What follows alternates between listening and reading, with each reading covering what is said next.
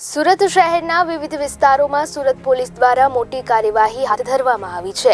શહેરના અલગ અલગ વિસ્તારોમાં પોલીસ દ્વારા ખાસ સર્ચ ઓપરેશન ચાલુ કરવામાં આવ્યું હતું અને આ ઓપરેશનમાં પોલીસને મોટી સફળતા મળી છે, જેમાં મોટી સંખ્યામાં બાંગ્લાદેશી નાગરિકોની અટકાયત લેવામાં આવી છે। પોલીસ સૂત્રોના જણાવ્યા અનુસાર આ બાંગ્લાદેશી નાગરિકો બોગસ દસ્તાવેજોનો ઉપયોગ કરી વર્ષોથી સુરતમાં રહેતા હતા। તેઓએ નકલી આધાર કાર્ડ, પાન કાર્ડ વગેરે બનાવી દેશમાં ગેરકાયદે વાસ કરતો રહેતા હોવાનું સામે આવ્યું છે। આ સમગ્ર ઓપરેશનમાં સુરત ક્રાઇમ બ્રાન્ચ અને એસઓજીની ટીમે મહત્વની ભૂમિકા ભજવી છે। આ તમામની અટકાયત કરાયેલા લોકોમાં મોટી સંખ્યામાં મહિલાઓ પણ સામેલ છે। અત્રે ઉલ્લેખનીય છે કે થોડા દિવસ પહેલા કાશ્મીરમાં થયેલા આતંકી હુમલાના પગલે સમગ્ર દેશમાં સુરક્ષા એજન્સીઓ હવે એલર્ટ પર છે। તે પછી સુરત પોલીસ દ્વારા આ પ્રકારની મોટી કાર્યવાહી કરવામાં આવી છે, જેને અત્યાર સુધીની સૌથી મોટી કામગીરી તરીકે ગણવામાં આવી રહી છે।